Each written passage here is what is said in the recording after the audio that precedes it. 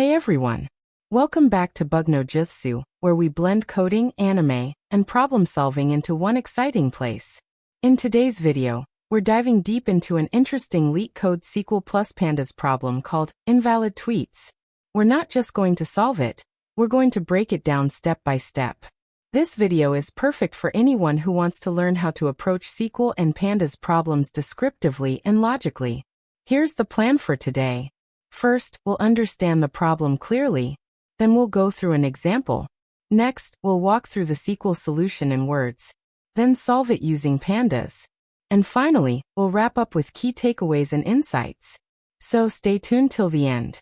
Let's get started. So here's what this problem is all about. We're given a dataset of tweets, basically a table called tweets with two columns. One column is the tweet ID, which uniquely identifies each tweet. The other column contains the actual content of the tweet, the text, including letters, numbers, exclamation marks, and spaces. Our job is to identify invalid tweets. Now, what makes a tweet invalid? It's simple. If the number of characters in the tweet is strictly greater than 15, then it's considered invalid. That means even if it has just one character beyond 15, boom, it's invalid. And all we need to do is return the IDs of these invalid tweets. Let's understand this with an example. We have two tweets here. First tweet says, "Let us code. Let's count it." Let has 3 characters. Us has 2. Code has 4. Plus the spaces in between. Those count too. So 3 plus 2 plus 4 plus 2 spaces gives us 11 characters. Since 11 is less than or equal to 15, this tweet is valid.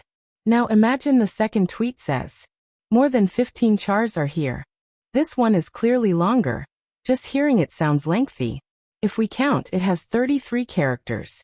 Since 33 is greater than 15, this tweet is invalid. That's it. We simply check character length, and if it crosses 15, we mark it as invalid.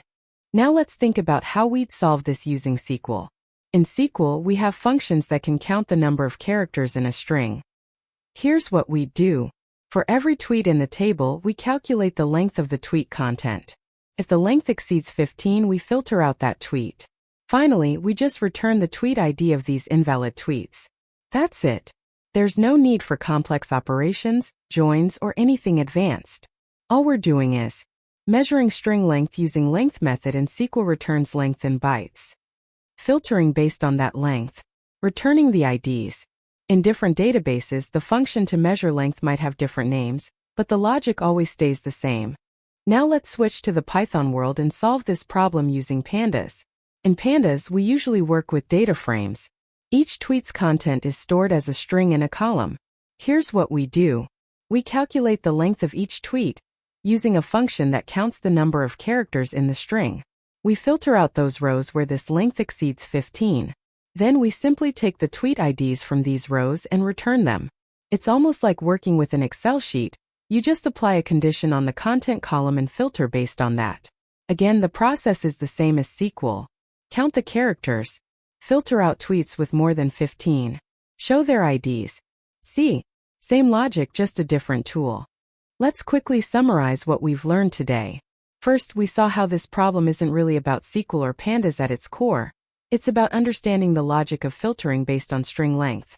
We also saw how to approach the problem descriptively before writing any code, the importance of string length functions in SQL and Pandas, that many problems can be solved using the same logic across tools. We just need to adjust the syntax. Problems like these are perfect for strengthening your data science and SQL fundamentals. And most importantly, we practice thinking step by step instead of rushing to code. Alright, that's it for today's video. Thanks a lot for watching all the way through. I hope this helped you think about SQL and Pandas problems more clearly. If you enjoyed this video, make sure to hit the like button, share it with your friends who are learning SQL or Python, and don't forget to subscribe to BugNoJutsu for more coding, problem solving, and anime-inspired content. Also, feel free to drop your thoughts or questions in the comments. I'd love to hear from you, and I personally reply to your doubts. That's all for today. See you in the next one. Until then, keep solving, keep growing, and stay curious.